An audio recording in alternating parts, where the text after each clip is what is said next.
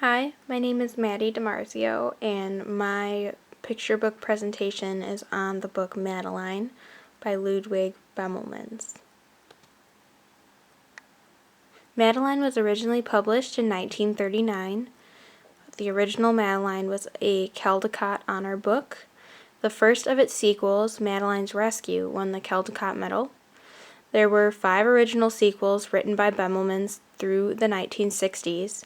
And now his grandson John is continuing the series and taking Madeline to other countries, including Italy and the US. And this year marks Madeline's 75th anniversary.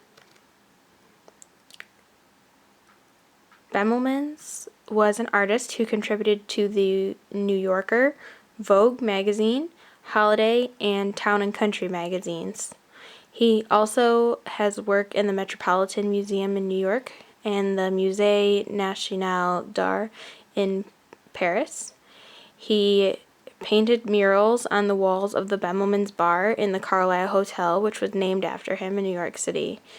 And the top right corner is the New Yorker, one of the New Yorker covers that he illustrated, and the bottom right is the walls of the bar. The plot of Madeline is a little girl who lives at what seems to be a boarding school in Paris, France, with a group of 11 other little girls. And the woman who watches over the girls, Miss Clavel, is a nun. The girls and Miss Clavel walk around Paris and sightsee throughout the book. And one night, Miss Clavel hears Madeline crying and comes running to the little girl's room.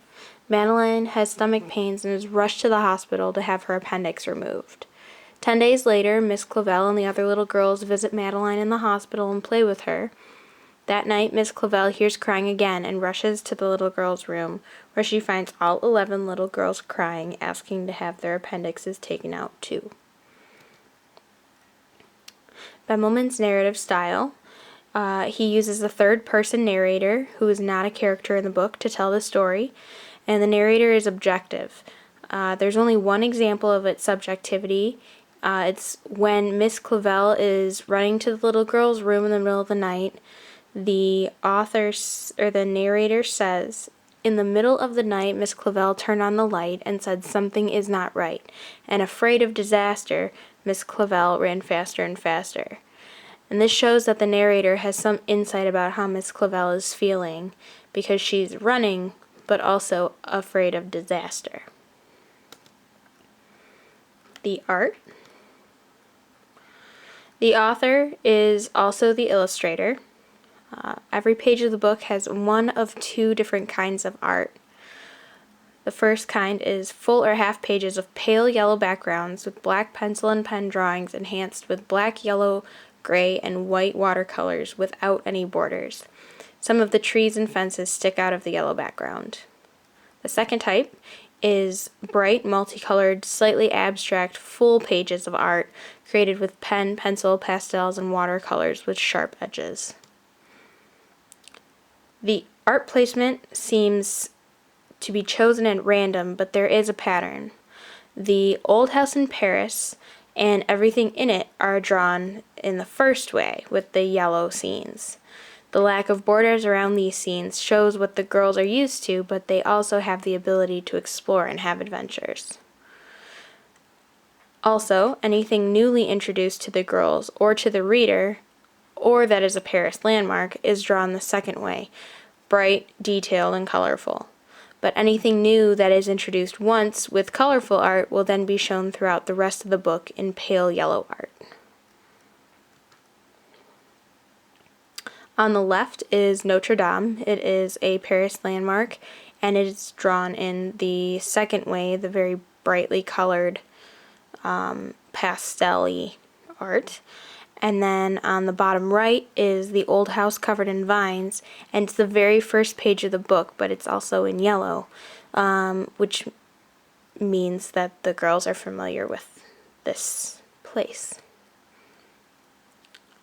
On the left is a picture of flowers at the hospital when Madeline wakes up from getting her appendix out, and it's in the brightly drawn art, and this is because it's new to her and to the reader.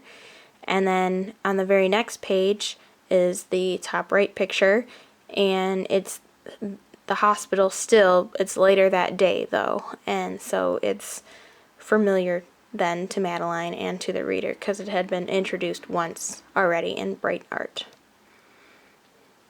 The word image relationships, the emphasis is put on the image. All the words are the same size throughout the entire book, and they all appear at the bottom of each illustration in a white space. The way the words are placed on the page shows that the importance is placed on the illustrations and the artwork of the book. At the very end of the book, on the last page, is the only time that the words change. They start to grow smaller and smaller until they're almost too small to read when Miss Clavel is saying goodnight to the little girls. This is that page. The interpretations of the story. There's a theme of power. Madeline is a very strong character for being such a little girl. It's emphasized that she is the smallest of the little girls. She's not afraid of, quote, mice or the lions at the zoo, and she purposefully scares Miss Clavel by doing dangerous things such as walking on the edge of a bridge. The gender theme. The women and girls in the book live without any help from men, and they live very well. Miss Clavel is a nun, which shows that she is a woman of the church and does have male bosses, but they're never mentioned in the book. There's only 2 men mentioned in the entire book, and that's the doctor who drives Madeline to the hospital and Madeline's papa. And papa isn't shown in the book at all. He's just mentioned to have left Madeline a dollhouse when she's in the hospital. And race, theme, all of the characters in the book are white, but that may be because the book was written in 1939 by a white man. Family. There is no classic family structure in the book at all. The little girls all live with Miss Clavel in the old house, and there's no mention of their families. The only time family is mentioned is when Madeline is in the hospital and her papa leaves her a dollhouse. Miss Clavel is a motherly figure for the little girls, and the little girls are friends, but they're like sisters to each other. One problem I do have with the family structure of the book is that when Madeline is in the hospital, it says that she's there for 10 days before Miss Clavel and the little girls go to visit her.